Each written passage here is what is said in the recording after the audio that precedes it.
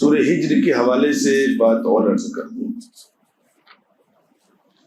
تو آپ حضرات یاد کر لیں گے اس کو انشاءاللہ۔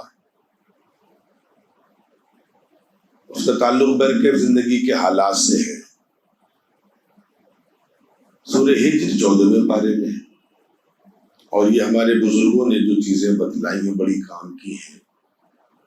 جب کبھی انسان پر حالات آ جائیں اور دشمن بہت طاقتور ہو جائے اور اس موقع پر ایسا محسوس ہونے لگے کہ برکت شاید ہماری مدد کے لیے اسباب کی حد تک کوئی نظر نہیں آ رہا ہے، تو اس موقع پر بعض بزرگوں نے قرآن مجید کی ایک آیت بتلائی ہے کہ اس کو کثرت سے پڑھا جائے، اور یہ حضور پاک علیہ السلام کے حوالے سے بھی ہے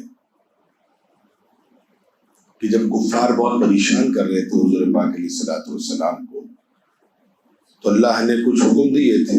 میں انشاءاللہ کوشش کروں گا کہ جمعے میں کسی دن ان آیات کو لوں انشاءاللہ، لیکن برکت ابھی یہاں پر صرف اتنا عرض کرنا ہے کہ وَلَا تَحْزَنْ عَلَيْهِمْ وَاخْفِضْ جَنَاحَكَ لِلْمُؤْمِنِينَ، یہاں سے کچھ سلسلہ شروع ہو رہا ہے۔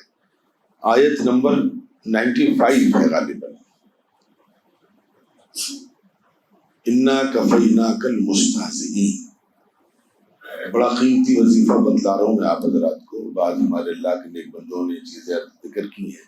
اِنَّا كَفَيْنَاكَ الْمُسْتَهْزِئِينَ 14واں پارہ، آیت نمبر 95، اور سورہ ہجر، سورہ ابراہیم کے فوراً بعد والی سورہ۔